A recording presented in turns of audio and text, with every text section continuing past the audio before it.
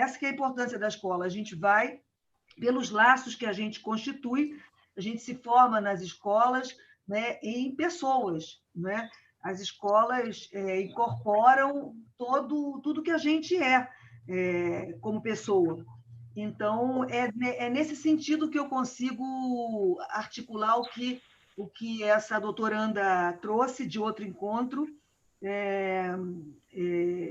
o que me cabe aqui, o que me vem agora como possibilidade de contribuição.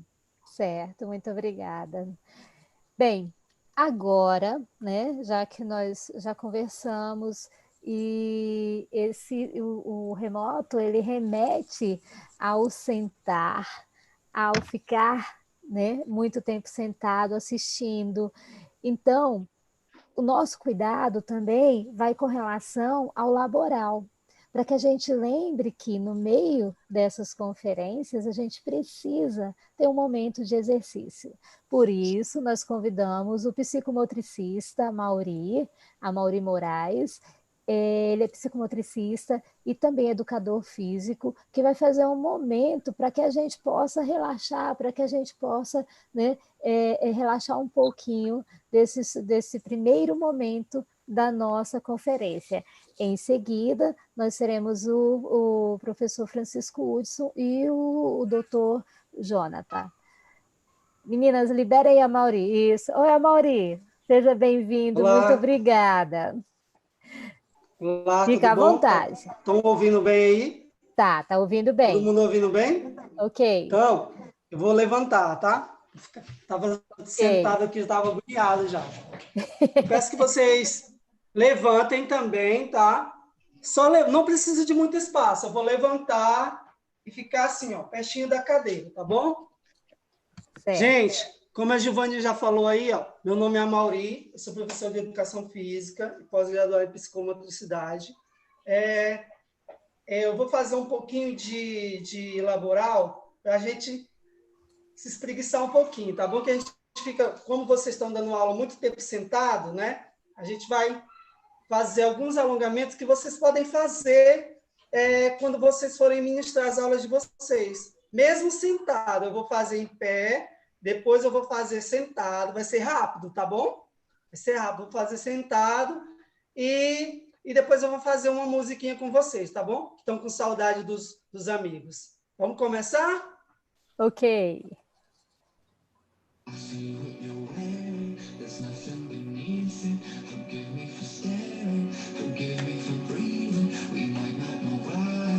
Começar mexendo os ombros, ó. Pode ficar sentado também, sem problema, ó. Vou mexer os ombros.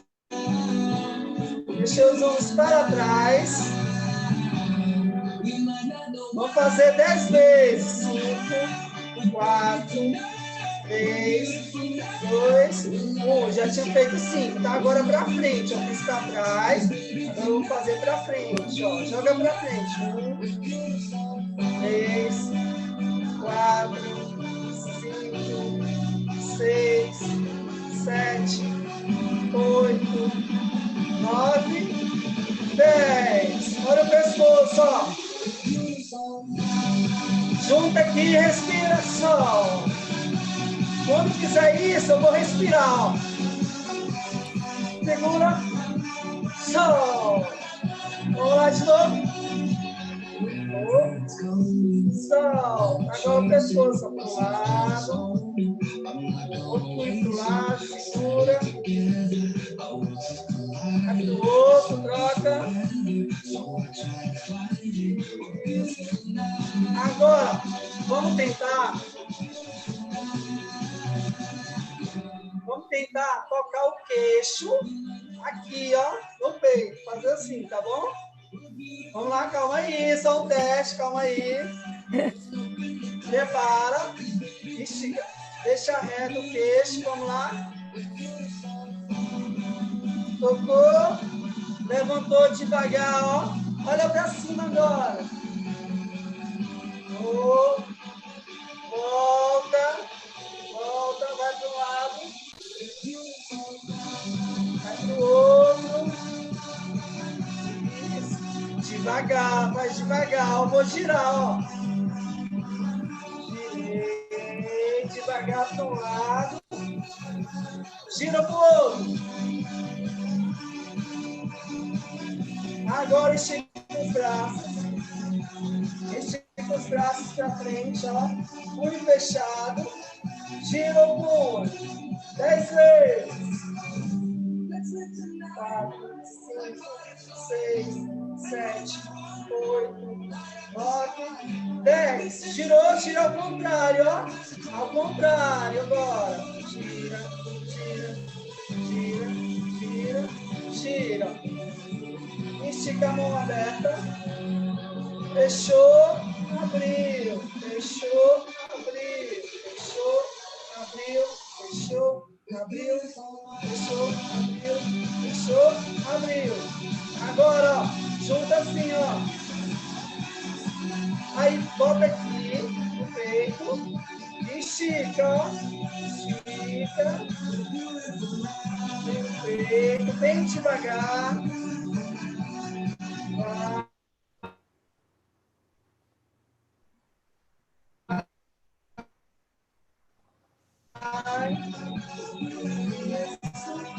Vamos fazer. E a outra no cotovelo. Segura, segura. Dá para fazer? Isso. Segura no cotovelo, ó. De um lado. E dois.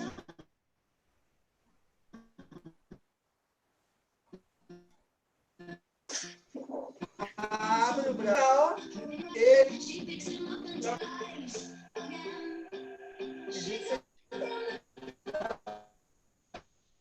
Vou fazer sentado. E aí, tudo bem?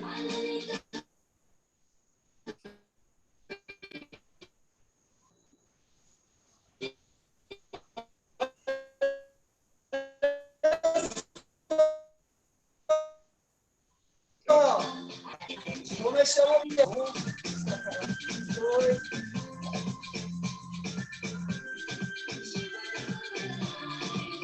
Vou mexer o tronco, ó. Mexeu.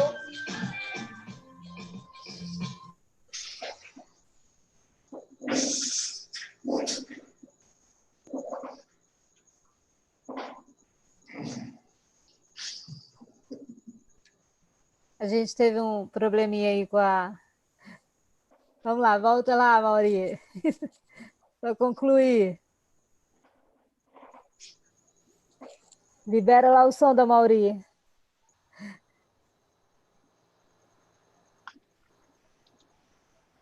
Ok? Ok, agora estão me ouvindo? Agora sim. Olha, mesmo sentado, para finalizar, eu vou mexer assim, ó. Pronto, tá bom? Vou mexer, deixa eu pôr a música.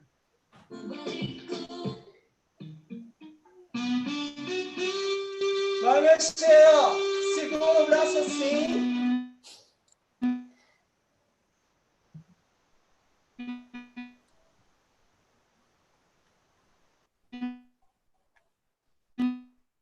Ó, o braço assim.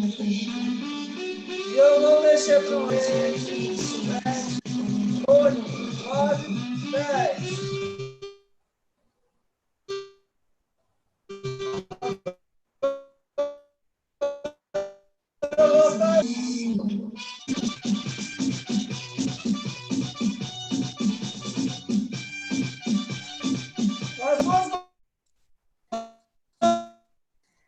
Vamos lá, animação. Tá travando, mas a gente vai.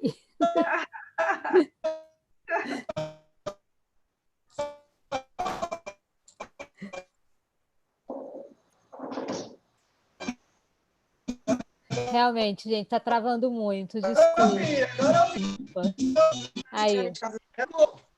Olha só. Olha.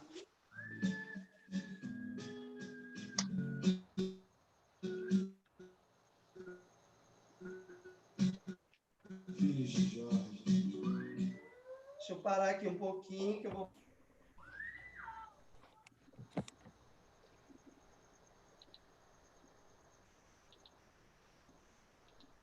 Deixa ele só encerrar, Giovana. Ele vai encerrar. Isso. Deixa ele Vai encerrar. lá. É. Gente, passa para aí para a Mauri. Fala aí, Mauri. Pode passar para ele, tá? Que aí ele encerra. Vamos lá, meninas. Para Mauri.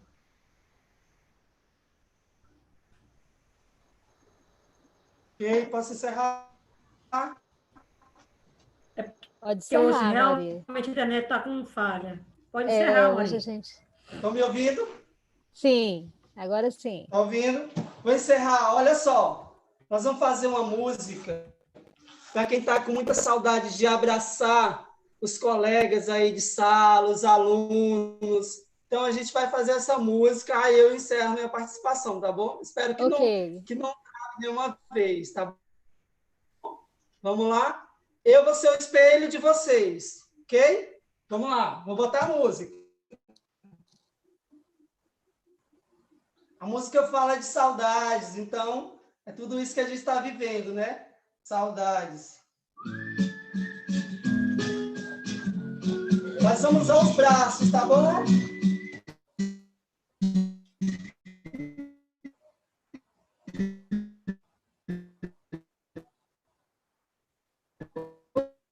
Braço. Cruza o braço um em cima do outro. O que é que eu vou fazer com essa saudade?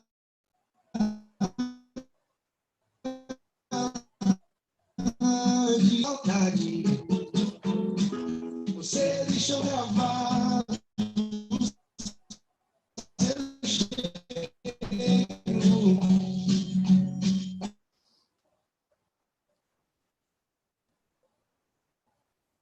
Mauri, está travando? Então, nós vamos fazer assim, o professor Amaury, ele vai fazer um compromisso conosco, viu, Amaury?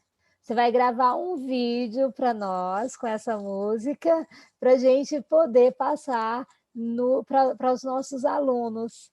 Que aí a gente vai e faz, e aí a gente passa para todo mundo, para que todo mundo faça esse exercício e a gente consiga abraçar, mesmo que virtualmente, né, aquelas pessoas que nos são tão queridas. Amaury, muito obrigada, viu? Foi muito legal, como sempre, né? Esse momento com você, de a gente levantar um pouquinho, fazer um pouquinho de exercício e relaxar. Muito obrigada, querido. Obrigada mesmo. Saudade. Bem, eu chamo agora o professor Francisco Hudson, tá? Ele vai falar um pouquinho para nós, né, dessa temática, né, que é justamente a computação aliada à educação, aplicada à educação, né? Como nós podemos fazer, porque a gente sabia já que algum dia nós teríamos, mas, como muito bem colocou a doutora Inês, né, nos pegou de surpresa, o que é surpresa, né, a gente precisa se adaptar. Então, professor Francisco Hudson, fique à vontade, muito obrigada, tá, por participar da nossa conferência. Boa noite a todos. Quero agradecer a oportunidade que você apresenta aqui para a gente trazer um pouco assim, do universo da computação, da informática, de toda essa grandeza do cyberespaço que agora se apresenta para todos e que ninguém queria saber muitas vezes, né? Achava um pouco complicado.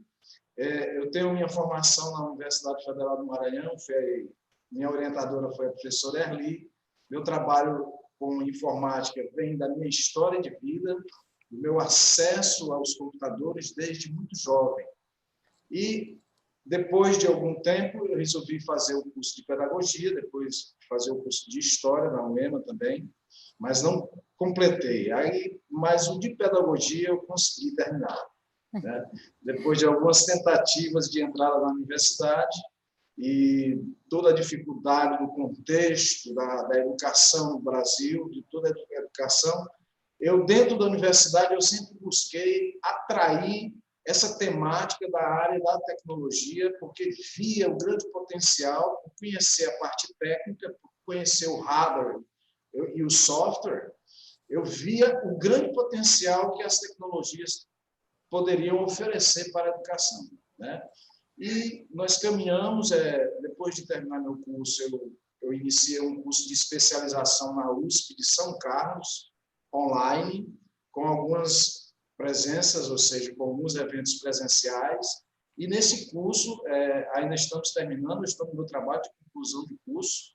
Meu trabalho é direcionado para recursos educacionais abertos, que é o acesso à abertura que nós precisamos, que eu acredito que nós precisamos para alavancar realmente a educação dentro do cyberespaço, dentro desse novo mundo que se apresenta para todos agora, não só para aqueles que tinham dificuldades do presencial e tinham a necessidade do EAD ou do remoto, mas agora todos precisam entender que o mundo trouxe uma grande transformação, uma grande necessidade. Então, nós temos um grande problema na mão. Esse grande problema caminha pela educação, pela estrutura, pelo acesso, pela política do país, de cada lugar, de cada cidade. Então, nós temos um grande problema. Um grande problema que, ao meu ver, não é tão difícil de resolver. Basta que nós nos comuniquemos, basta que nós colaboremos, basta que nós nos envolvemos, que nós nos abramos para essas oportunidades que ainda não estão feitas, não são definitivas, precisam ser construídas dentro da sociedade, dentro do cyberespaço, dentro da cybercultura, para que traga soluções dos problemas que nós temos agora de enfrentar, da educação online, das crianças confinadas em suas casas, dos pais aterrorizados com tudo isso, da sociedade totalmente perdida. Vivíamos um período de transição do analógico para o digital, mas agora nós caímos numa vala digital, de uma realidade abrupta que é tão difícil de contextualizar, e muitas pessoas, porque muita gente negligenciou, né? Nas formações, nas continuidades, porque o cyberespaço, a internet está repleta de oportunidades de você aprender como se faz tudo isso. Agora nós precisamos de tempo, né? Não se faz isso da noite para o dia. Então, agora, eu tinha um material para apresentar rapidamente, eu queria compartilhar minha tela aqui. Fique à vontade. O anfitrião desativou o compartilhamento da minha tela, tem que autorizar a minha... Iorlete, autoriza aí para que o professor Francisco Hudson possa compartilhar a tela? Prometo que serei bem rápido, né? Nós temos ainda o grande Jonathan, professor, poxa, que carinho, que honra estar aqui hoje com vocês, com todas essas pessoas, uma oportunidade maravilhosa de a gente mostrar um pouquinho do nosso trabalho, da nossa pesquisa, né? Ainda está desativado o anfitrião, desativou o compartilhamento de tela do participante. Esses são os constrangimentos da tecnologia, né? Não só quando o computador trava, quando não conecta com o data show, quando a lousa interativa não funciona. Então, todos esses constrangimentos fazem parte do arcabouço das habilidades que um professor precisa desenvolver no seu, como é que eu digo, na sua habilidade com as tecnologias, na sua escrita, na sua... ok. Ok, está compartilhando, mas está compartilhando outro aí. Eu quero compartilhar a minha tela. Deu aí agora? Minha tela está aí? Não, ainda não. Só um minutinho. Só um minutinho. Eu quero falar sobre a computação aplicada à educação. Rapidamente, trazendo alguns tópicos assim que já apareceu a tela? Ainda não. Aguardo só. Vamos lá, vamos aguardar um pouquinho. Tem umas imagens aqui bem interessantes. A gente tem muitas apresentações, muitos trabalhos que foram feitos assim, e esse curso é muito rico. O contato que eu tenho com os professores muito interessante, porque a Universidade de São Carlos é uma universidade tecnológica, não é lá que está toda a parte de desenvolvimento tecnológico. Esse foi o primeiro curso aberto, online, tem 270 alunos do Brasil todo fazendo esse curso. Tô ok aí?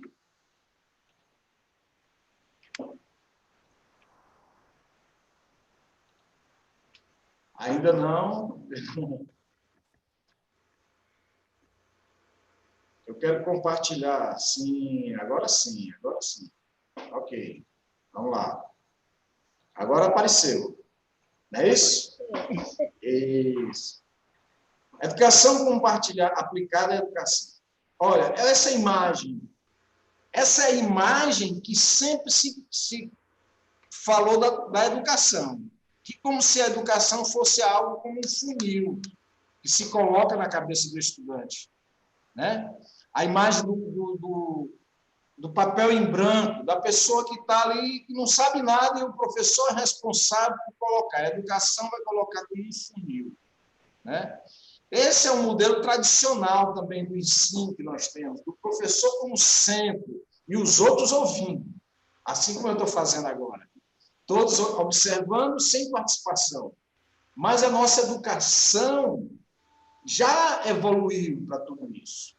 O que eu estou vendo é que estão pegando esse modelo e trazendo ele para o digital. E ele não funciona, esse modelo tradicional, linear de educação, não funciona mais no digital. Não funciona nem mesmo no presencial, muito menos no digital.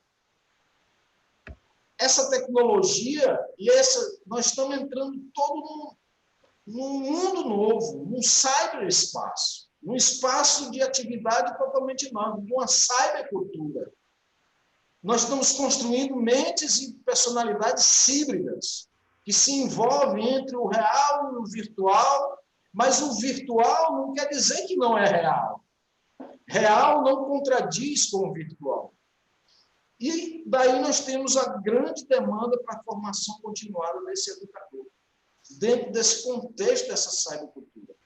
E nosso aí vem aquilo que a professora falou sobre nossos currículos, que não prestigiaram. Eu saí da universidade em 2018.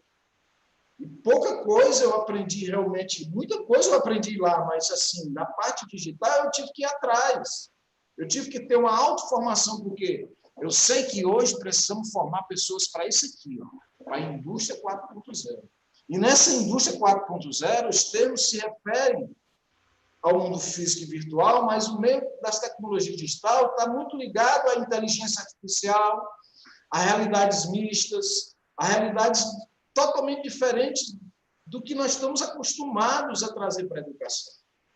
Então, nós temos um desafio gigantesco para trazer. Nós já falamos sobre isso aqui, a questão da infraestrutura, a questão do acesso a computadores, avaliar também toda a questão de softwares. Nós temos muita coisa produzida, muita coisa disponível em todo o cyberespaço. Precisamos agora explorar tudo isso e organizar aquilo que se adequa mais à minha prática, à prática pessoal de cada educador. Então, nós não estamos assim no deserto. Nós caímos no oceano, né, de oportunidades. Vejam que nós tentamos fazer um ensino misturado, com as metodologias ativas, procurando fazer com que o aluno tivesse essa interação do virtual, mas agora nós precisamos formar alguém diferente. Aquilo que a professora Eli falou, da questão da cognição, do pensamento crítico, da pessoa que toma decisão, e também que tem que ter seu interpessoal, a sua responsabilidade, a valorização da diversidade, todo esse universo que está posto, e o intrapessoal, agora online. Ou seja, nós estamos dentro de um oceano e dentro de uma vala, né? E nós precisamos nadar, navegar e sair desse ostracismo de conexões e abrir a nossa vida, as nossas oportunidades. Porque o aprender agora não é só ir lá na escola. Nós precisamos que a sociedade abra os espaços de aprendizagem em todos os aspectos. Eu sou muito pela aprendizagem em todos os lugares. Eu quero destacar, nessa fala rápida, para terminar bem rápido, por exemplo, nesse curso, nós estudamos muito sobre inteligência artificial.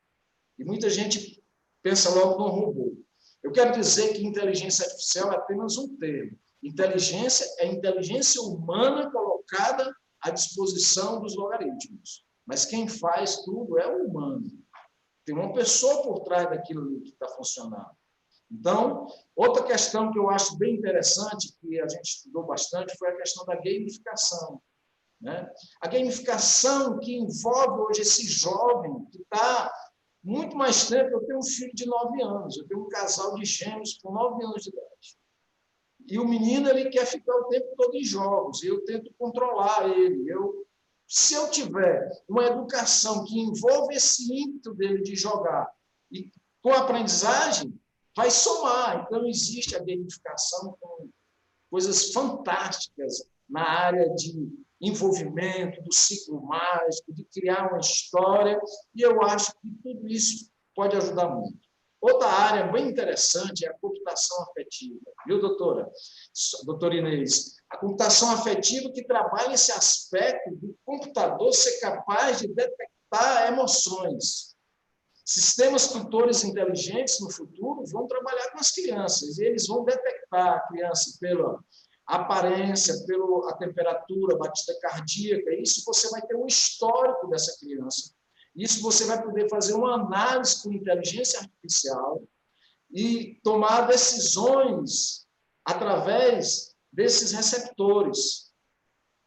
Nós temos, por exemplo, na educação com a medicina, a realidade virtual e a realidade misturada, por exemplo, experiências fantásticas em caves, em cavernas de realidade aumentada, hoje, para o estudo da medicina.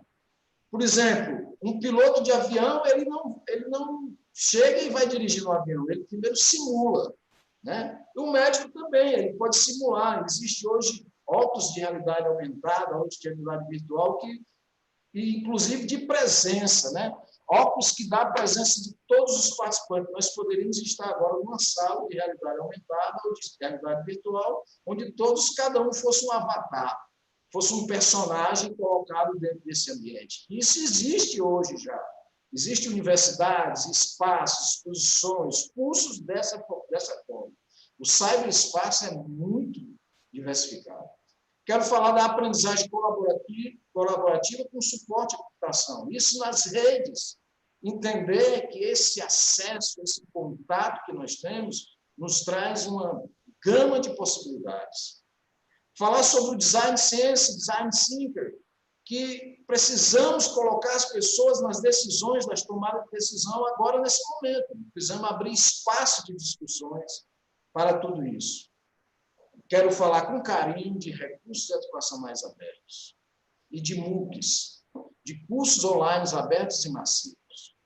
Eu acho que a educação não pode ficar muito no contexto só do acadêmico. Nós precisamos colocar a sociedade em acesso. Nós precisamos formar formadores de opinião, formadores de construção de conhecimento que tenham capacidade de contribuir, de compartilhar, de usar, de encontrar, de criar, de adaptar. Todas essas capacidades, todas essas habilidades precisam ser desenvolvidas dentro dos cursos de pedagogia, porque isso é o que nós precisamos trabalhar dentro de uma sociedade de rede. Eu gostaria de indicar para os alunos, para a pesquisa, esse site. É um site do Centro de Inovação para a Educação Brasileira. Esse site trabalha em parceria com o MEC. É um site onde você vai encontrar uma riqueza atualizada dentro desse momento que a gente está vivendo, do que mais avançado está se fazendo na área de educação e tecnologia, de discussões, de produções. Então, um dos sites ele é mantido pelas comissões de educação e computador e educação à distância, e precisamos aproveitar todo o material que já está pronto. Nós não precisamos estar reinventando a roda. Precisamos apenas abrir as oportunidades de pesquisa para as pessoas, abrir as oportunidades de aprendizagem e pensar de como esse mundo vai acontecer daqui para frente, porque nós, na verdade, não sabemos o que vai acontecer nessa sociedade. Mais uma coisa, nós sabemos que algo diferente vai acontecer. Então, o que você, como formador de opinião, como formador de sujeitos, como formador de identidades, né, vai influenciar? Qual vai ser o seu papel? Você vai ser trocado por uma máquina? Ou as pessoas vão te procurar porque você vai fazer a diferença?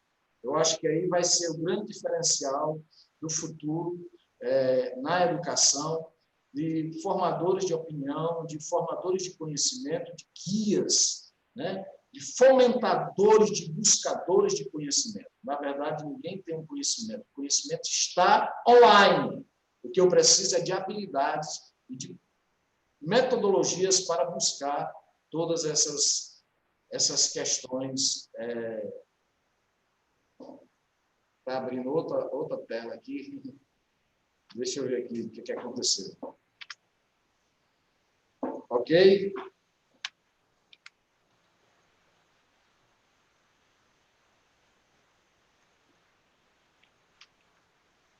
Alô, estou ouvindo? Alguém pode falar aí? Sim. Meu computador aqui deu uma travadinha aqui. Espera aí, deixa eu tentar voltar aqui.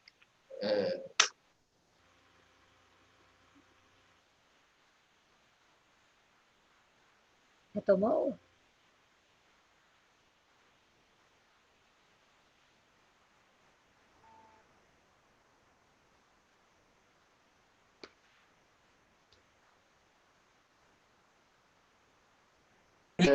Eu sou ativista na área, eu não atuo na rede, por não ter tido uma oportunidade, mas porque estou me especializando. Mas nós vamos chegar lá, né? Eu quero agradecer a oportunidade e quero deixar aberto aí. A gente tinha muita coisa para falar, mas pouco tempo, e não quero também me prolongar muito, porque é um campo muito vasto, né? É muito diversificado o campo, né? E existem vários estudos hoje sendo realizados pela SBA, por várias outras entidades, já várias instituições estão trabalhando muito as questões das startups, das empresas. Nós precisamos produzir soluções. E essas soluções precisam estar dentro do campo dos nossos alunos, né? Eles é que precisam produzir. Eles é que precisam ser protagonistas dessa produção. E existe um mercado que exige qualidade de pessoas que queiram trabalhar de forma técnica, consciente, que sejam capazes de compartilhar seu conhecimento, suas atitudes e trabalhem de forma colaborativa. Eu acho que esse problema da presença, né, de nós quebrarmos o paradigma, não sei se você já ouviu falar de um livro chamado do professor Metódico, que foi meu professor nesse curso, que é Educação Sem Distância, que fala sobre o distanciamento proximal. Quando o aluno está em sala de aula, mas ele não está presente. Mas aqui todos vocês estão me ouvindo, talvez estejam muito mais presentes do que se estivéssemos numa sala de aula. Então, essa presença transacional, né, entre aluno e aluno, aluno-professor, aluno-currículo, tudo isso tem que ser refeito e rediscutido. Né? Muito obrigado, então, pela oportunidade. Somos nós que agradecemos, professor. Muito bem. Tá? Eu vou passar agora a palavra para a Cléris e depois a gente retoma com as perguntas ao senhor. Professora Cléris, fique à vontade. Olá. Tá. Okay. Tudo bem? Pronto? Estão me ouvindo? Sim. Oi. Pessoal, Sim. Mais uma vez, né, quero assim, parabenizar o professor Hudson. Maravilhoso, professor. A sua colocação, né, é o que nós estamos realmente nesse novo momento, né, professor? E a sua colocação foi muito interessante, porque o senhor falou por esse viés também da questão das relações, né, interpessoal e a questão que o aluno, né, o aluno é o foco, né? O aluno, ele é o foco do nosso trabalho, né? Eu sempre falo como pedagogo, eu digo, gente, metodologia ativa é excelente, mas vamos ter cuidado. Metodologia ativa, ela é um meio para se trabalhar o conteúdo. O conteúdo diversificado e o aluno tem que entender na ponta, né? Então, você colocou muito bem. E agora eu quero apresentar, né, o meu amigo professor, doutor, né, Jonathan, né, que além de ser um jovem, né, um rapaz jovem, pesquisador, né, também, gente, ele foi meu aluno, né, na primeira série, tá? Mas não é porque eu sou velha, mas né, sou jovem, né? E o Jonathan, ele é de luta, de formação aí nos interior, nós sempre estamos trabalhando juntos, estamos pesquisando, escrevendo artigos juntos. Então, Jonathan, para nós, da pedagogia, é um prazer receber você hoje aqui conosco, para estar conversando, você que é um pesquisador. O Jonathan já fez estágio na Espanha, né? Então, assim, ele é um eterno pesquisador. A área dele mais é a questão da educação infantil. Ele, além de matemático, também é pedagogo, né? Tem 2 formações, mestrado e, recentemente, né, concluiu o doutorado, né? E aí, meninas que estão me ouvindo, ele que diz... Aquela coisa que eu digo para vocês, toma tua merenda, é dele, viu? Ele é que diz isso, quando a gente reclama para ele. À noite, de madrugada, eu falei, João, estou tão cansada, não consigo mais escrever. Toma tua merenda. Tu não quer ser doutora? Né? Então, Joana, tem um prazer receber, seja bem-vindo. E agora vamos ouvir um pouquinho, né, sobre educação infantil, né? Como é a questão da educação infantil agora, nesse momento? Boa noite, estão ouvindo direitinho? Sim, está bem audível. Obrigado. Então, também quero agradecer o convite, especialmente a Clétis, né, minha colega, que por ela recebi o convite para participar desse evento que acontece hoje e amanhã. É um evento organizado por vocês, da Pedagogia da FATINF, com vários alunos também acompanhando e assessorando. É um trabalho em coletividade. E também cumprimentar o colega Hudson, a minha colega Erli, a outra colega que está bem longe em Brasília, Inês, né?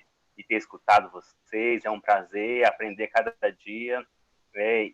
Cada um falando de um ponto de vista diferente, lembrando que todos esses pontos formam uma grande teia de conhecimento que a gente vai construindo dia após dia. Seja da psicanálise, nas suas várias vertentes, né? Aí a Inês com a vertente da psicanálise francesa, mas seja da área da tecnologia, que o Hudson traz para a gente brilhantemente, ou da área que a Erli sempre costuma mostrar para cada um dos seus colegas, e também trouxe hoje, que é a área da espiritualidade, esse conviver, né, com e viver entre todos e com todos, que é importante, principalmente nesse momento de pandemia. E aí eu vou começar falando o desafio que me foi dado era para falar sobre esse cenário pós-pandemia, mas no lugar que para mim é muito caro, que é a educação infantil, né? E há muitos anos no Brasil ela foi tida como um lugar qualquer, é recente, não tem nem 50 anos, que ela é tida no Brasil como um lugar próprio para criança pequena, com respeito, com dedicação, com profissionalismo, isso com uma luta, uma conquista de várias pessoas que nos antecederam e que conseguiram mostrar durante anos para a comunidade científica e também para a comunidade de maneira comum o quanto é importante as crianças irem para a escola, desde muito pequenas, não só as crianças maiores, de 10, 12 anos. E a escola é um lugar que tem que ser um lugar atrativo para a criança, um lugar que acolha, aonde você possa, um dia, na vida adulta, passar por frente da escola e lembrar, aqui era o lugar onde eu fazia tanta coisa boa quando eu tinha 3 anos de idade, 4 anos de idade. E não um lugar que eu não queira nem sequer ver por foto, porque ali me deixou uma marca incontestável, uma marca que me deixou muito, mas muito triste. E quando eu ou vejo aquela foto, eu não consigo nem sequer comentar. Esse não é uma escola que nós desejamos para as crianças pequenas, né? E aí a Clélia já apresentou algumas coisas que eu ando fazendo, mas eu queria voltar a registrar 2 coisas que a Erli também já citou, e uma que eu vou citar agora, que eu passei por muito tempo dando aula para os pequenos. Aqui em Imperatriz, eu fui o segundo professor homem que trabalhou com educação infantil. Né? Na década de 90, existia 2 professores homens na educação infantil, turma de crianças de 6 anos, 5 anos de idade. Eu em uma escola particular, privada, e um outro companheiro em uma escola pública. Depois, no final de 90, é que foi surgindo outros homens que conseguiram esses espaços. Né? E um colega muito próximo a mim conseguiu trabalhar em uma creche, mesmo com todas as dificuldades, todos os preconceitos que são dados aos homens no trabalho da educação infantil, ele estava lá e fez um belíssimo trabalho. Então, começando nesse cenário, que a sociedade sempre olha esse lugar da educação infantil como um lugar que não é para o homem, e sim para a mulher. Mas não como um mérito, mas como uma desqualificação. É isso, e foi isso durante muito tempo, que a sociedade foi construindo essa identidade da escola da primeira infância e também dos profissionais da primeira infância. E a dia após dia, o curso de pedagogia, as nossas pesquisas tentam mostrar o contrário. Tenta cada vez mais afirmar que esse lugar é um lugar muito, mas muito complexo, é um lugar muito delicado, e o profissional que deve estar nesse lugar tem que ser aquele profissional que entenda de criança, mas também entenda como educar e socializar as crianças. Né? E o educar eu parto sempre da ideia de escutar, escutar as crianças. Que aí eu vou sempre estar nessa ideia de escutar as crianças. Por isso que, como ele disse, eu gosto muito de ouvir, de escutar meus pais. No final do mestrado e começo do doutorado, eu li este livro, Memória e Sociedade, de Cléa Bose. É um livro um pouquinho grosso, né? Mas a nossa eterna Cléa Bose, que já se foi o ano passado, uma professora da USP, na área da psicologia social, e o livro me tocou profundamente. Foi a partir dessa leitura que eu comecei a abrir o olho para poder escutar os idosos. Eu escutava muitas crianças e defendia muito isso desde o mestrado. E percebo cada vez mais a necessidade de ouvir os idosos. Porque são 2 pessoas que gostam de contar história, as crianças e os idosos. Histórias, quando são contadas, elas são vividas. Você cria todo o cenário, você revive a ideia da história, chega ao clímax, como diz aí o pessoal da língua portuguesa, e dá um desfecho, seja aquele que você quer para aquela história. Então, ouvir histórias é o que os professores deveriam fazer quando vão para a sala de aula. E não contar somente as histórias. É uma das coisas que eu estou pensando sempre quando a gente vai poder voltar quando essa pandemia acabar. Eu querer ouvir as histórias das crianças e não contar a história para elas. E a partir da escuta, saber qual caminho eu posso traçar, qual perspectiva eu posso criar para esse novo momento, né? Que é um momento muito difícil, um momento muito incerto para todos, né? E aí eu fiquei pensando assim, o que nós tínhamos na educação infantil antes da pandemia? Para mim era muito claro. As aulas presenciais é a ênfase da educação infantil, porque a educação infantil ela exige socialização, as crianças precisam ir para a escola para socializar-se, também para a relação do cuidado e do ensino. Nós não podemos esquecer que a escola da educação infantil da primeira infância, ela não pode ensinar. Ela deve ensinar. Ela não pode ensinar do mesmo jeito que é ensinado para os maiores do fundamental, do ensino médio. Se a escola não conseguir ensinar, então, uma das coisas que ela tem como primordial está falhando. Ela precisa também ensinar. A defesa do ensino é importante porque ensinar é mostrar o mundo para o outro. Não é transferir conhecimento puro assim, como se fosse algo normal, muito simples. É tanto que os pais, na pandemia, não conseguem ensinar para as crianças. Por quê? Porque os pais não foram formados para ensinar. Como a gente costuma ouvir aí alguns áudios que rolam nas redes sociais, daquela criança do interior de São Paulo, Minha mãe não tem os jeitos, as manias de professora. Minha mãe é costureira, minha mãe é contadora, minha mãe é psicóloga. As manias de professor só tem você, tia. Ou seja, a identidade docente é constituída de elementos que são construídos historicamente por um profissional. Não é algo qualquer. Ninguém pode assumir a docência de qualquer jeito. É preciso uma organização sistematizada para entender quem eu vou ensinar. E aí, lembrando, se eu vou ensinar para os menores, então eu vou também cuidar, porque é um dos elementos essenciais da educação infantil, e vou socializá-los. Esse é um papel muito forte na educação infantil, viu? E promover, fazer isso é promover as crianças para o quê? Para o seu desenvolvimento. E não promover as crianças para eles poderem passar de ano. A educação infantil, ela não prima que uma criança precise entrar, por exemplo, no primeiro ano, ou jardim 1, ou pré-1, ou primeiro período, para poder ir para o segundo período. Não existe na educação infantil uma regulamentação, nem sequer na legislação, que obrigue a criança a ter que fazer isso para ir para o outro. E nós entendemos que ela precisa sempre ser acompanhada e o professor tem que mediar esse processo do conhecimento, da socialização. Porque a ideia é que ela possa desenvolver-se e não conseguir uma aprovação para ir para a série seguinte. Não é à toa que a nossa legislação, existem as suas críticas por aí, que defende que a criança com 6 anos tem que ir para o ensino fundamental, tendo ou não passado pela educação infantil. Agora, se ela tiver cursado a educação infantil, tiver experienciado esse lugar, claro que ela vai conseguir com mais potência ir para esse outro lugar e conseguir avançar cada vez mais.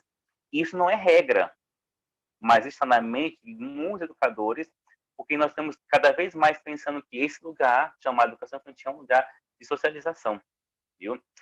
E aí, a contrário disso, nós também escutamos uma grande desvalorização do profissional da educação infantil. Aquele que tem que ir para lá, segundo o que escuta, é aquele que está no final de carreira, aquele profissional que não tem uma boa qualificação, então ele vai ganhar pouco, então vamos deixar eles para lá. Com os concursos públicos, estou falando da esfera pública, você também consegue uma nivelação de profissionais, porque exige uma qualificação. Contudo, você percebe também que muitos profissionais que se julgam mais qualificados não querem a educação infantil. Eles não querem assumir esse lugar. Por quê? Porque também existe no ideário comum, no nosso cotidiano, no nosso folclore, um forte achismo de que quem dá aula para a criança é alguém desqualificado. É alguém que só vai socializar as crianças. Infelizmente, isso ainda é presente no nosso cotidiano. Isso é algo forte lá do século XVII, século XVIII, e vem se perdurando. Parece que é tão forte e não consegue destruir essas falas, que muitas delas são também de pais de crianças, que leva as crianças para a escola para garantir uma Bolsa Família, para que ela possa ter um lugar de guarda enquanto eles trabalham, e não com preocupação educacional. Com a pandemia, o cenário atual que nós estamos vivendo, a professora Inês, Erli, Hudson já disseram da questão do ensino remoto e ensino à distância, né? Eu vou só rapidamente deixar claro que as duas coisas são muito diferentes, em que a educação à distância ela tem uma regulamentação, ela é séria, qualificada, de excelente qualidade em todo lugar do mundo. E o ensino remoto veio para tentar amenizar uma situação que não tinha como ser presencial, mas ela não é regulamentada, ela não tem uma qualificação para todo lugar do mundo, cada lugar faz da maneira que está entendendo como fazer, da melhor maneira possível, porque não há um senso comum, uma organização ainda comum sobre isso.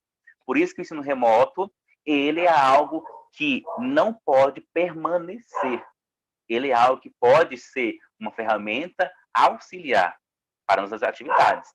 Porque a educação à distância, ela permanece, porque ela tem todo um aparato legal e de pesquisa científica da sua qualificação. Só que nós vivemos num período de dúvidas. E aí eu sempre vou dizer assim, a maior certeza nossa na pandemia é a incerteza. Nós não sabemos para onde ir, não sabemos como fazer as coisas, porque existe uma incerteza em todos nós. E isso é forte no ser humano. O ser humano é movido pelas incertezas. Então, se eu tenho incerteza, o que eu posso fazer agora? Sozinho ou com os pares, para tentar encontrar caminhos, tentar encontrar algumas possibilidades. E daí vai surgir algumas coisas que podem possibilitar no ensino remoto, ou na volta, ou quando acabar a pandemia, né? E esse ensino remoto não está só no Brasil. Tenho vários colegas aí em Barcelona, onde eu morei durante 6 meses, na Itália, que também estão com ensino remoto, inclusive na educação infantil. Crianças de 4 anos, de 3 anos, que estão com ensino remoto. Como aqui também no Brasil, em Imperatriz, escolas particulares estão com ensino remoto, né? Onde eles gravam vídeos para os pais, o grupo de WhatsApp dos pais faz um trabalho com os pais ensinarem para os filhos a atividade que seria ensinada na sala de aula. Ou seja, a socialização ela não existe. Quando existe a coletividade, uma vez por semana, 2 vezes por semana com as crianças, a professora faz como vocês fazem. Liga o áudio de quem tem que falar e desliga o áudio dos outros. A criança não consegue parar quietinha, sem falar alguma coisa. Imagina uma criança sem poder falar algo. Aquela que gosta de falar com um coleguinha. Então, isso não é socialização. Por isso que é uma atividade, é uma situação excepcional, que até quando durar a pandemia, ela vai existir. E cada lugar, cada instituição, ela vai procurando melhorias, caminhos para poder melhorar a situação.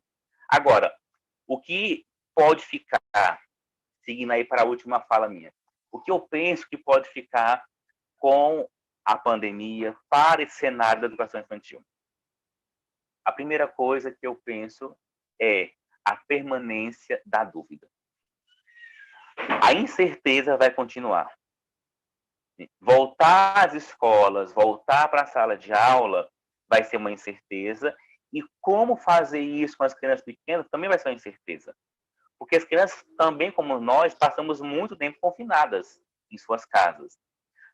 Fazendo algumas coisas, poucas, com os pais também fazendo muita coisa, e elas vão querer saber de outras coisas. Elas não ficam em casa caladas, à mercê do que acontece no mundo. Elas escutam, elas observam, elas têm uma atenção àquilo que não é dito a elas. E isso, se não for tomado como princípio na volta da escola presencial, então não precisa da escola. A escola não pode negar que as crianças têm voz e têm que ser escutadas. Se nós não escutarmos as crianças antes da pandemia, chegou o momento de escutá-las, né? Eu estou, assim, rabiscando um artigo, ouvindo as mães das crianças da educação infantil, mães que têm criança na escola particular, que são as escolas que continuaram com as aulas meio remotas. Porque a escola pública é uma inviabilidade, né? No setor público, há uma inviabilidade porque é muito heterogêneo. Não é uma escola, são várias escolas. E cada escola tem perfis diferentes. Então, olhar para o setor público para uma aula remota é muito complicado, ainda mais para os menores, em que os pais não conseguem nem o mínimo para assessorar as crianças, por isso precisam da escola. Então, a escola, na volta, a escola, quando acabar a pandemia, ela vai tornar-se mais do que essencial. Mais do que essencial. Se ela era um lugar de conhecimento, no meu ponto de vista, ela passa a ser, além de conhecimento, um lugar de acolhida. Um lugar de refúgio. E os educadores precisam observar esse lugar de acolhida de refúgio. Mas não como antes.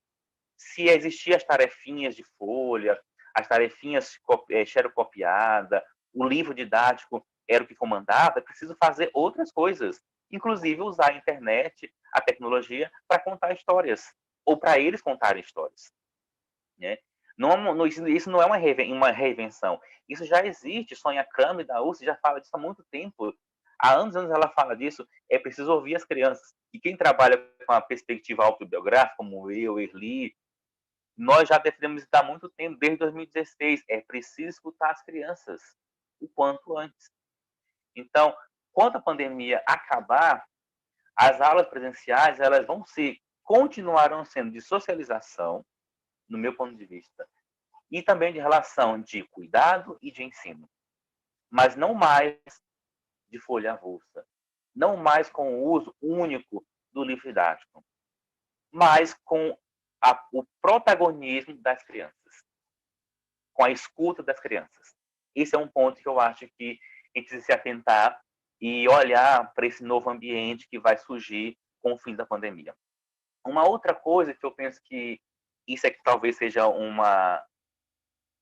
vamos dizer assim, uma vontade muito forte minha, que é a valorização da educação infantil e dos seus profissionais. Porque a gente vê, escuta de colegas, professores, colegas que são mães, que elas não sabem como que as professoras dão conta de ficar 4 horas com 20 crianças, 30 crianças, sabe, de aula, que ela, com uma só, enlouquece. Então, é preciso observar que esse lugar, educação infantil, não é um lugar só de colocar a criança porque eu tenho que trabalhar durante aquele período e acabou essa história. Ou um lugar de a criança ficar lá para passar tempo. De maneira nenhuma. É um lugar específico para a criança poder socializar-se com um profissional de qualidade. Então, valorizar quem vai para a educação infantil, ensinar, cuidar da criança e socializá-las é fundamental.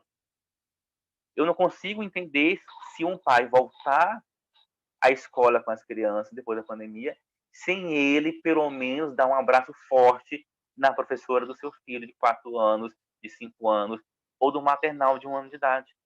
Agradecendo por todo o companheirismo que ele, o professor, tenta construir com a família. E que muitas famílias se esquivam desse companheirismo. Que eu penso que seria aí um terceiro elemento que vai fortalecer. A família precisa voltar à escola. Se um dia ela não esteve, ou se um dia ela foi, ela precisa ver a escola como um lugar de companheirismo. Porque sempre a escola, no meu ponto de vista, se eu conheço para a escola, educação infantil, elas tentam a todo custo se aproximar das famílias. E encontram várias dificuldades.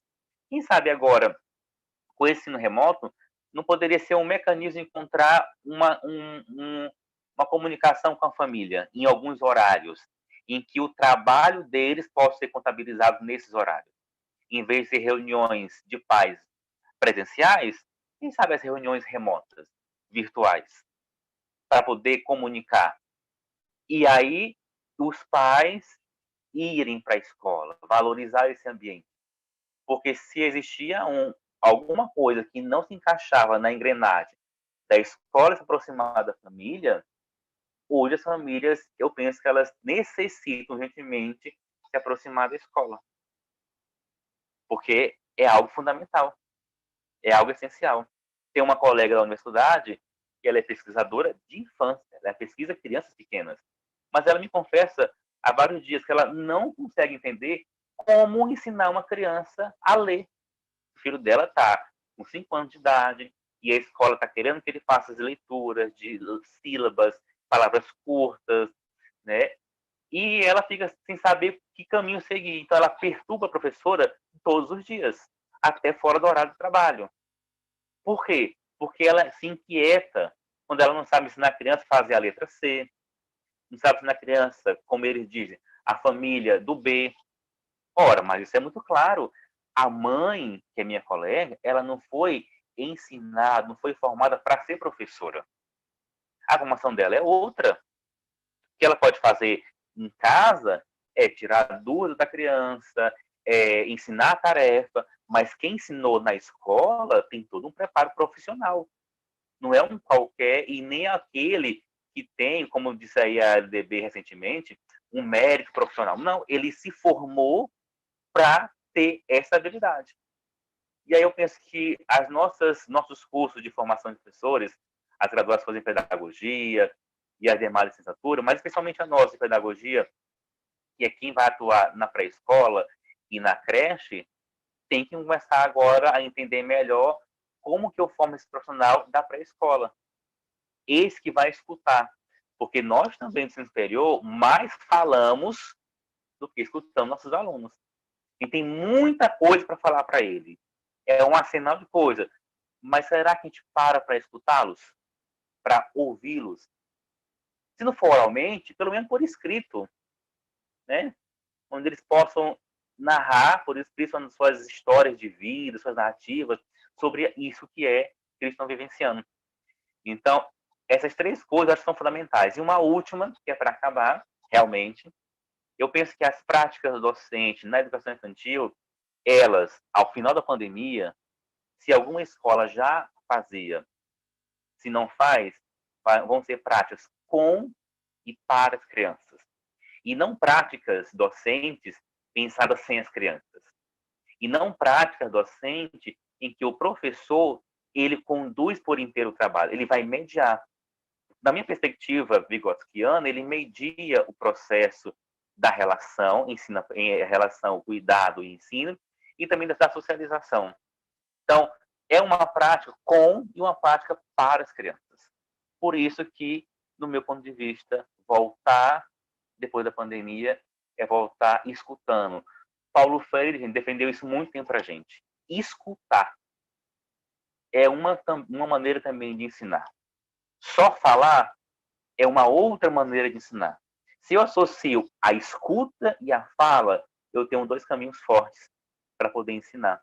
E aí eu vou conseguir, de maneira indireta, falar para a criança que, olha, quando eu escuto alguém, eu paro e olho para ele. Então, quando isso eu faço, você fica em silêncio para também escutar seu colega, porque é a vez dele falar agora. Depois vai ser a sua vez.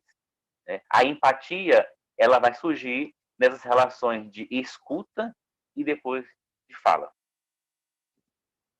Eu acho que era essa a minha fala nesse momento aqui. Não sei se eu ultrapassei o tempo que me foi dado, mas eu penso que são esses 4 elementos que podem favorecer. Claro, deve ter muitos mais, mas nesse momento eu consigo pensar nesses 4 para o retorno das aulas presenciais quando acabar a pandemia. Nossa, Wilson, muito obrigada por suas colocações. Realmente é na educação Jonathan. infantil, né? Oi. Alô, Cléris? Oi, tudo bem? Pode Pode falar, falar, Vânia. Cléris. Oi, Giovânia, pode Eu falar. estava falando o seguinte, é na educação infantil, né, uma das maiores dificuldades que nós temos percebido, né, com relação a esse período, e o senhor colocou assim com extrema propriedade essa questão, né, que se faz extremamente importante das relações, né, de se voltar a essas relações e como elas vão ficar. Muito obrigada mesmo. Eu vou fazer só agora algumas citações e em seguida a gente passa para as perguntas, tá? Só fazer a citação da nossa amiga Maria Eduarda, tá? Ela colocou o seguinte: muito importante ter dado ênfase a essa questão do preconceito. Professor Jonathan, pedagogia é uma profissão livre para ambos, seja mulher, seja homem. Professora Rinalva colocou: boa noite, parabéns à turma, professora Cléris e demais atores que organizaram este evento. Professora Clemilda, né, como a gente pode conseguir esses conteúdos, depois nós vamos disponibilizar para todos vocês, certo? Da Megaware, uma formação sobre esse assunto com o professor Hudson seria muito interessante. Pensa aí, Cléris. Professora Joselma, nossa amiga, tá? Comissão organizadora. Eita, que o pedagogo é show mesmo, porque fora pediatras e terapeutas, os pedagogos são os profissionais que vão buscar, de fato, o que a criança constrói nas redes neuronais para dar função a todas as inteligências que o professor Hudson colocou. E essas construções são para a vida inteira. Uma educação límbica não tem como construir significados. Pedagogo busca sempre construir uma educação executiva. E tudo começa na educação infantil. Show demais! Mais algumas perguntas. A professora Joselma, novamente. Escutando esses profissionais, posso tirar a seguinte conclusão: a pandemia serviu de divisor de águas nas diferentes profissões. E, professora Maria Souza, sem dúvida, iremos voltar cientes de uma educação mais ampla e diversificada, com um viés mais humano.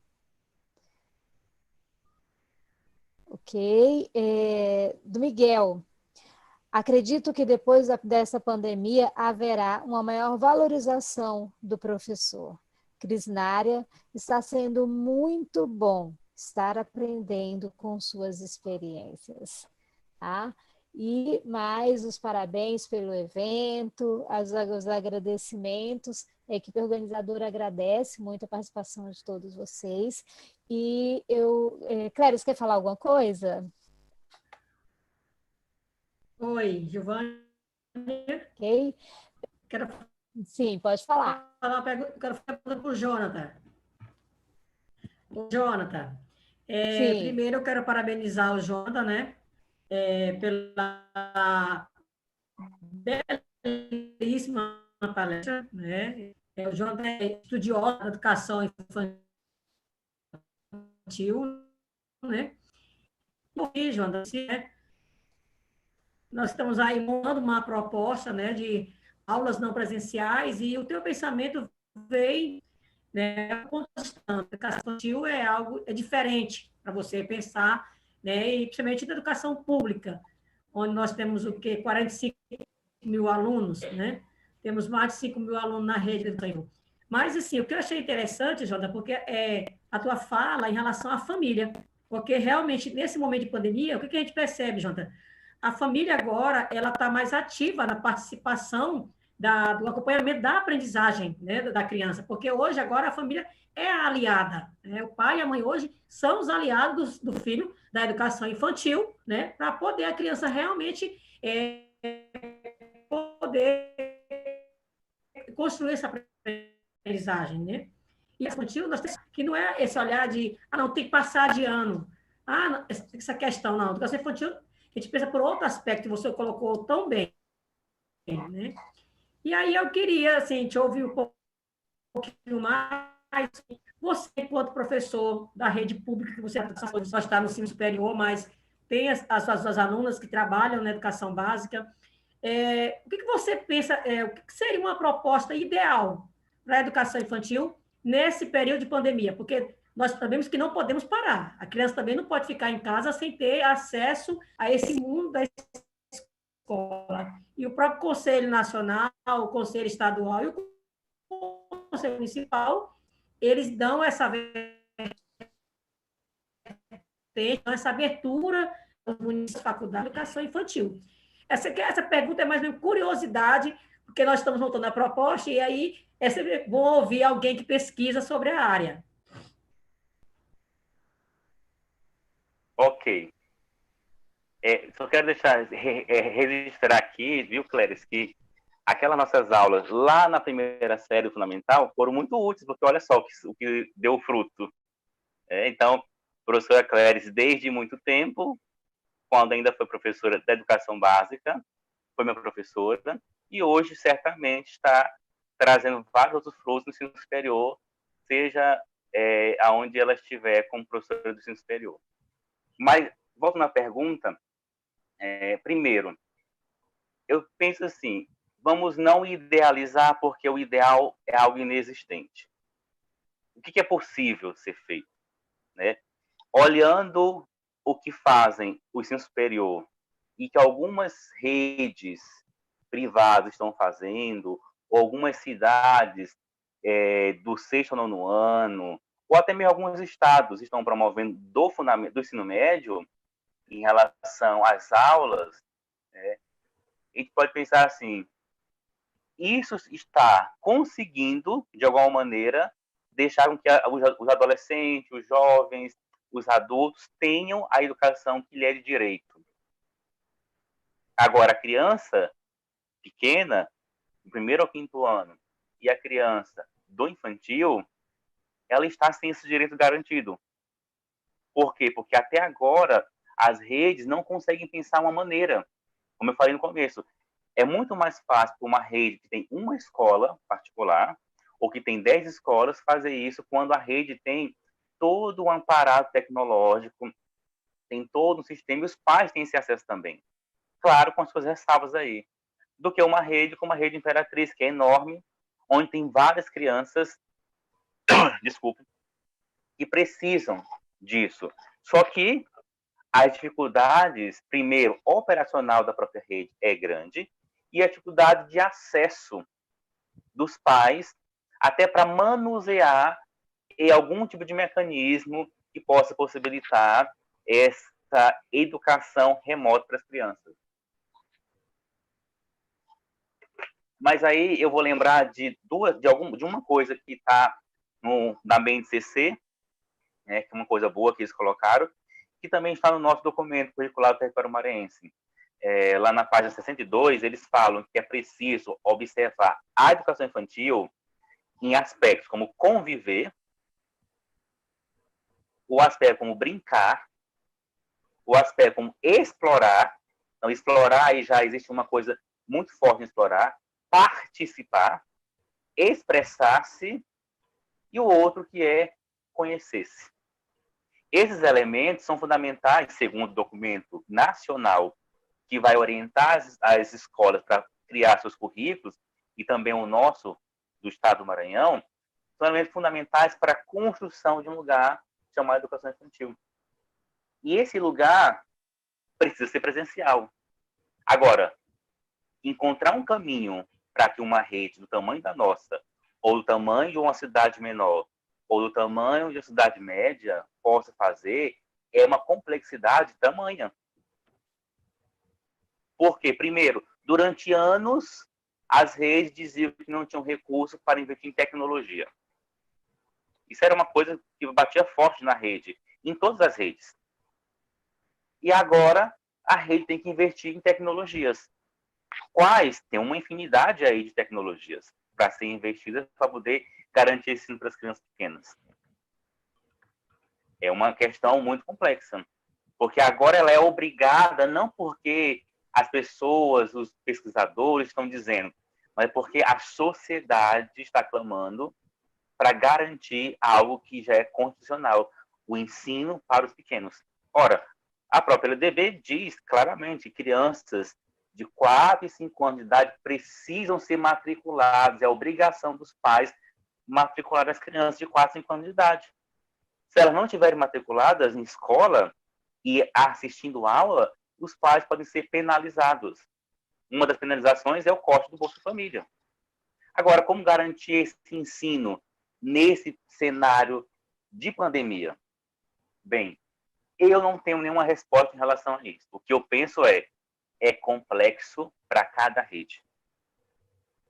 Viu? Encontrar um caminho de cada rede vai ser assim, tirar leite de pedra para conseguir desenhar. E sabendo que esse desenho vai ter furos. O que é, no meu ponto de vista, muito natural esses furos. Porque as famílias estão pedindo comida, gente. As famílias de escola pública não estão indo atrás do ensino para criança, estão pedindo comida. Aqui mesmo em Imperatriz isso acontece. Imagine os lugares do Brasil. Então, o que eles mais precisam agora também é de comida. Mas nós, como falou a Cléris, não podemos esquivar do ensino para eles.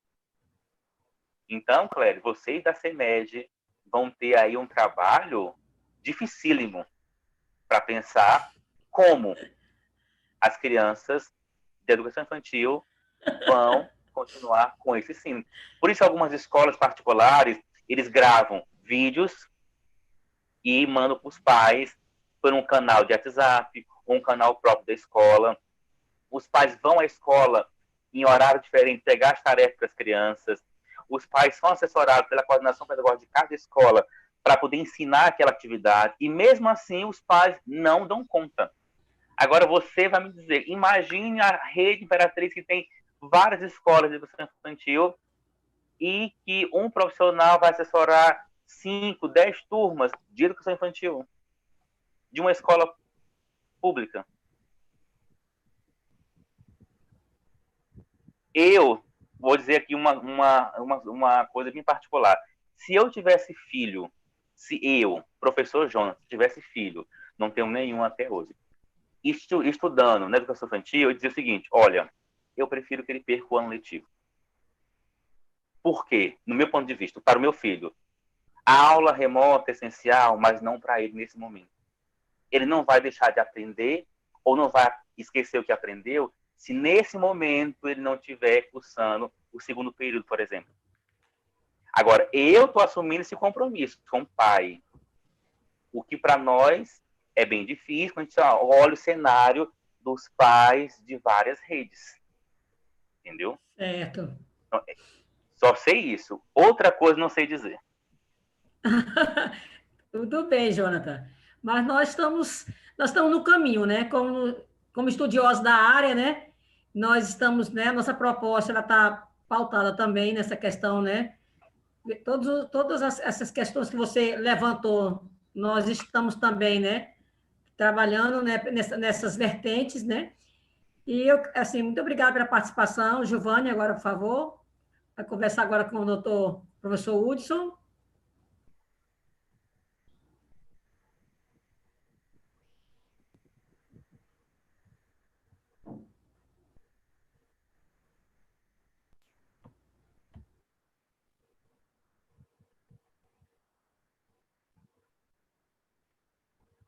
Ok?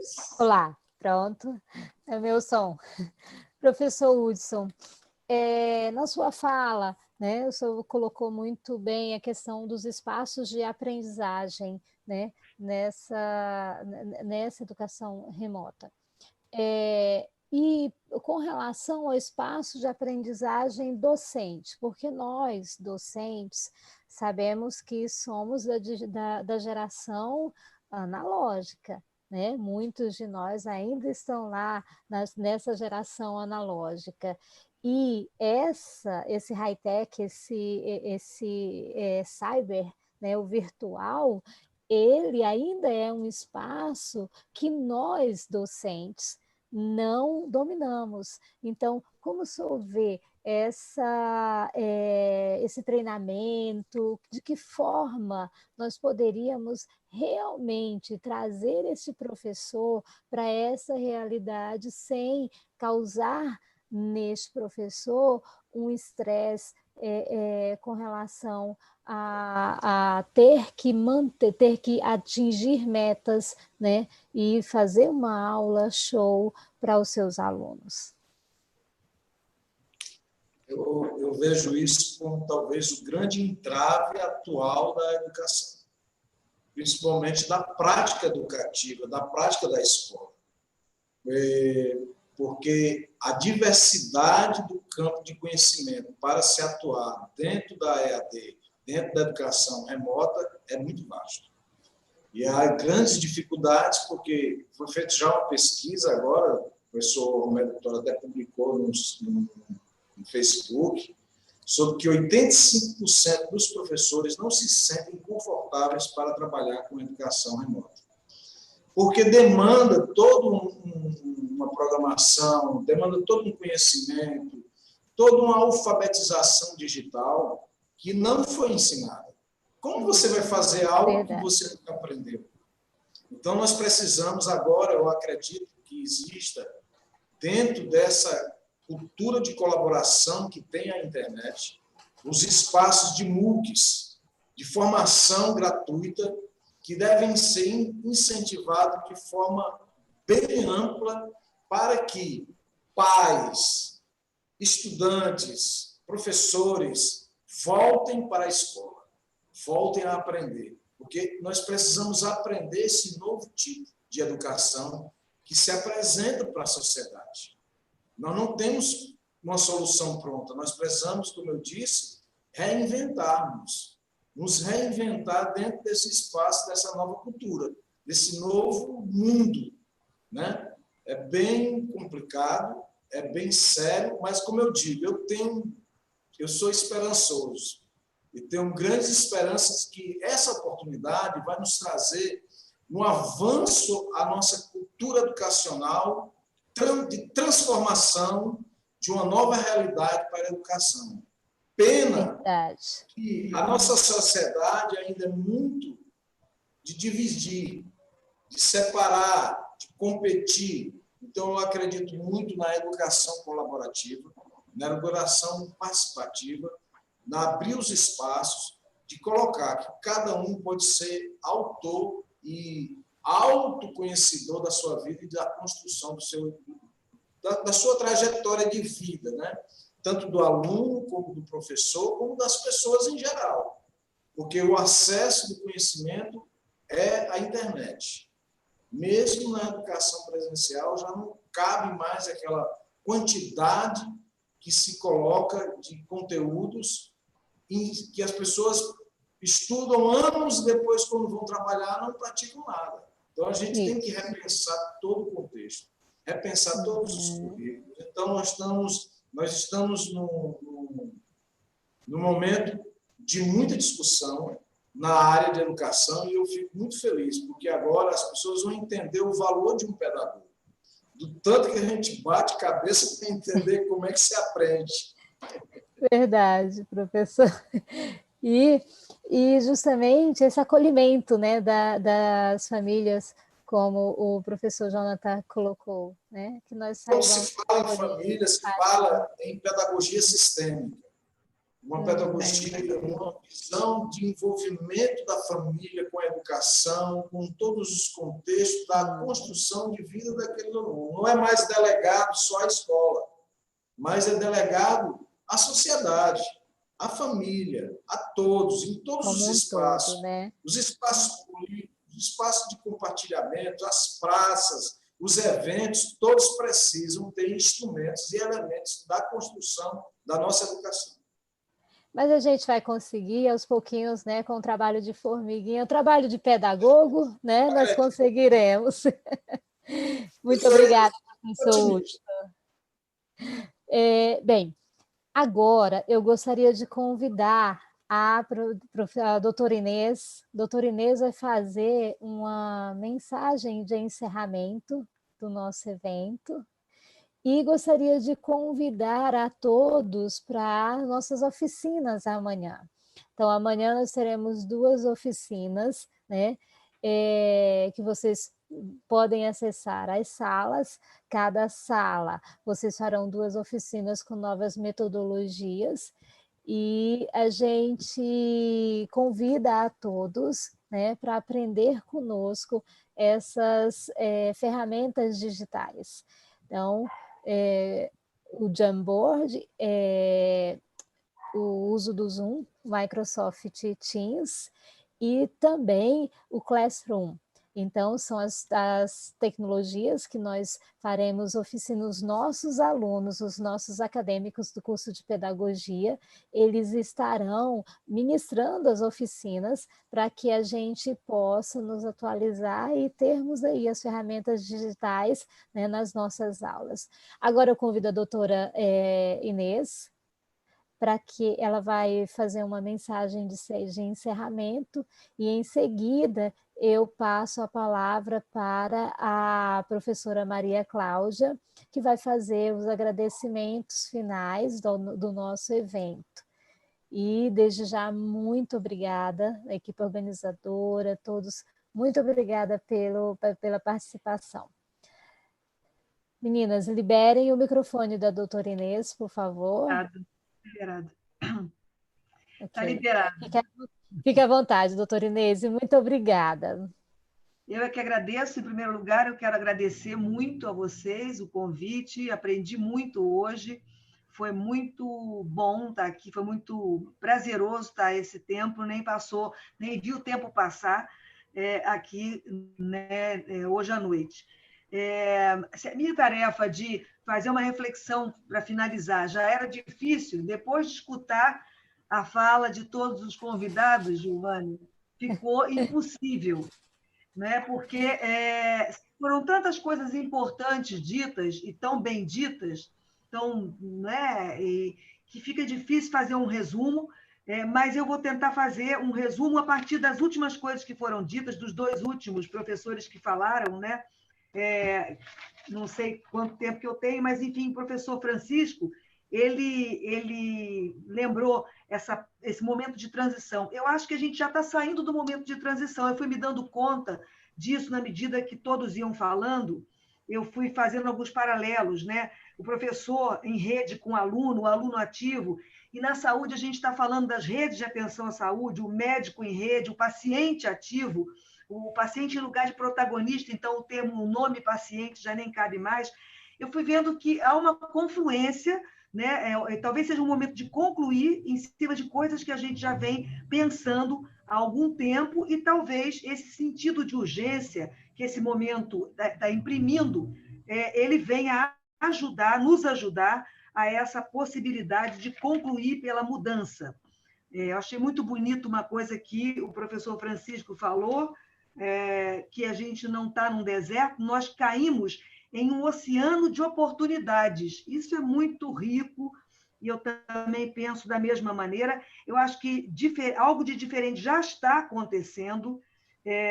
A ideia, depois, várias coisas, a fala do professor Jonathan foi muito importante para mim, porque eu trabalho com criança pequena, eu pesquiso criança pequena, pequenininha, bebê, né? Então, todas as coisas, encontrei muita confluência em todas as coisas que eu escutei dele, a ideia de acolhimento, a ideia que ele frisou bastante de escutar as crianças, né? Eu diria escutar as pessoas. É um tempo em que a gente, né, tem que se especializar em escutar as pessoas. Eu me revi, né, quando ele falou da questão do educador, né, infantil como a criança é pequena, o educador infantil como se fosse, né, um educador menor, né? A mesma coisa a gente encontra, né, no psiquiatra infantil, é como se fosse um psiquiatra menor, um psicanalista que escuta criança, que escuta bebê, é como se fosse um profissional meio esquisito, né? Então, me revi totalmente nessa colocação, né? E a gente está diante de fazer o possível, também achei muito interessante uma fala que vem muito ao encontro do que a gente pensa como psicanalista. A maior certeza que a gente tem é a incerteza, e a ideia da permanência da dúvida, né, da questão, do enigma, né, ela é uma ideia muito interessante para a gente enfrentar o tempo atual. A ideia também de que as crianças têm voz e têm que ser escutadas, do protagonismo, né, o protagonismo ser dado às crianças, das práticas com ela, achei, com a criança, né, para a criança, mas com a criança, achei muito interessante essa forma de colocar as coisas, não contar história para a criança, mas ouvir o que a criança tem para dizer. Enfim, eu acho que escutar é a nossa grande ferramenta daqui para diante. Se não era, passa a ser. É isso que eu tenho para fazer, um resumo muito difícil de fazer de um encontro tão rico, agradecendo de novo essa oportunidade de ter estado com vocês, eu que não sou pedagoga, mas agradecer muito a oportunidade, aprendi muito. Muito obrigada, doutora Inês. Nós também aprendemos muito hoje. Eu gostaria agora de passar um vídeo em homenagem ao Dia do Pedagogo, né?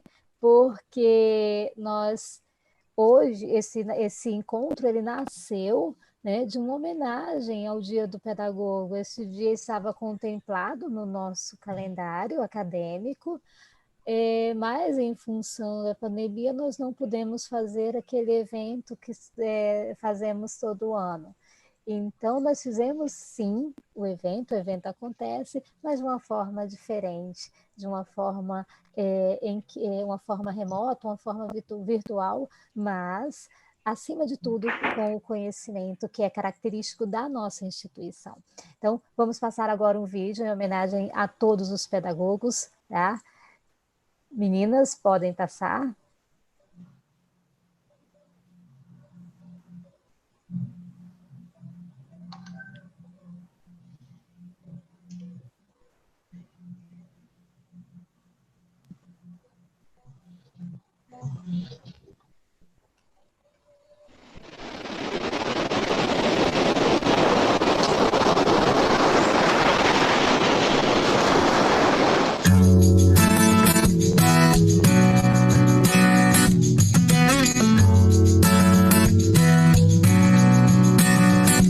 O sol, vê se não esquece e me ilumina.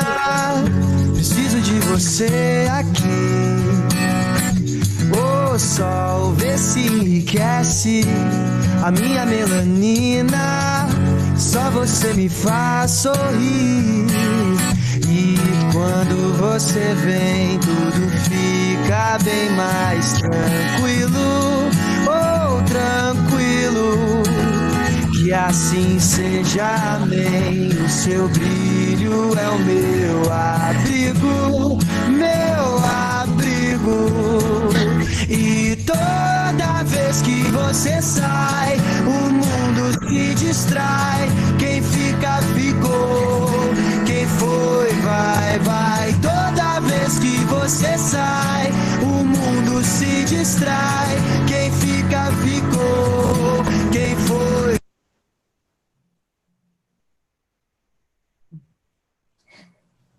Ok, agora eu passo a palavra para a professora Maria Cláudia, né, para fazer os agradecimentos, encerramento, né?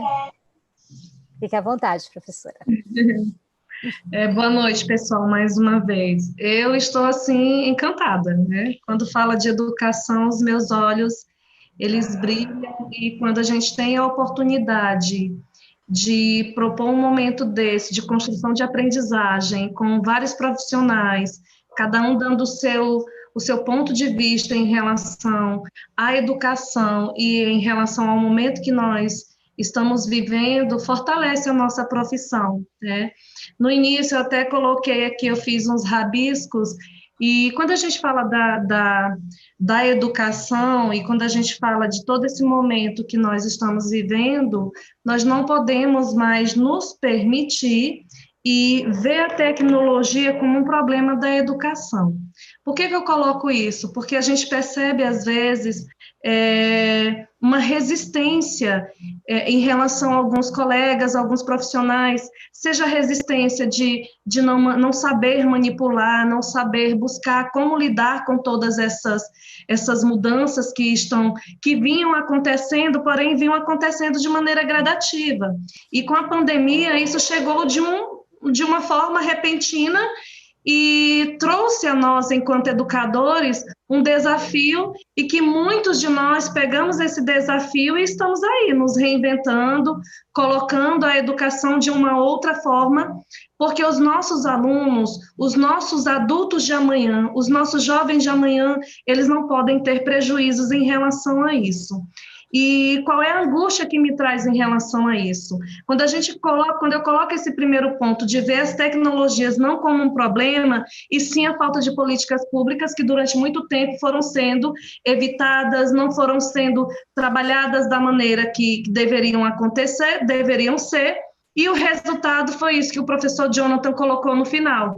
Nós temos aí situações onde, mais uma vez, e se nós não tivermos cuidado, a educação, ao mesmo passo que ela pode avançar, ela pode retroceder no aspecto de termos uma educação para uma pequena parcela da sociedade, e a maioria dessa parcela da sociedade, essa sociedade em massa, que não tem acesso a esses recursos tecnológicos, mais uma vez serão excluídos, e nós não temos como mensurar o impacto disso ao longo do tempo e dos prazos, do prazo que a gente tem adiante. O segundo ponto que eu coloco é nos permitir, é o desafio de nós, enquanto educadores, nos permitir em desaprender e aprender. E isso faz parte do nosso cotidiano, quando nós desaprendemos aquilo que a gente já traz enquanto bagagem, enquanto práticas, e desaprender alguns processos para fazer algo novo, né? Tornar novas aprendizagens, porque a sociedade, ela muda, as crianças não são as mesmas, os jovens não são os mesmos, e nós precisamos nos reinventar em relação a isso, né? E com isso, o que é que a gente faz? A gente propõe o desenvolvimento de habilidades, o processo de construção de novas habilidades, para que esse aluno ele descubra e coloque em prática a competência que muitas vezes ele tem, mas que ele não sabe que tem e como colocar em prática posteriormente, né? E com isso a gente entra... o terceiro ponto que eu trago, a gente entra na proposta da BNCC. Certa vez eu lendo um material e nos meus rabiscos, nas minhas escritas também, eu ouvi um profissional colocando que a educação brasileira hoje, da maneira que está, nós estamos atrasados em 5 décadas, ou seja, nós ainda temos uma educação do século XIX atuando, e isso é muito, quando a gente passa para analisar, a gente tem uma visão assim bem pesada, bem triste em relação a isso, e que algo deveria ser feito e que nós estamos buscando fazer enquanto profissionais, né? Então, a BNCC, ela traz isso, é trabalhar o individual. Agora, quando eu digo trabalhar o individual, não é trabalhar aluno por aluno, mas perceber que as salas, elas não são heterogêneas, elas são homogêneas e que nós precisamos ter cuidado e atenção em relação a isso. E, assim...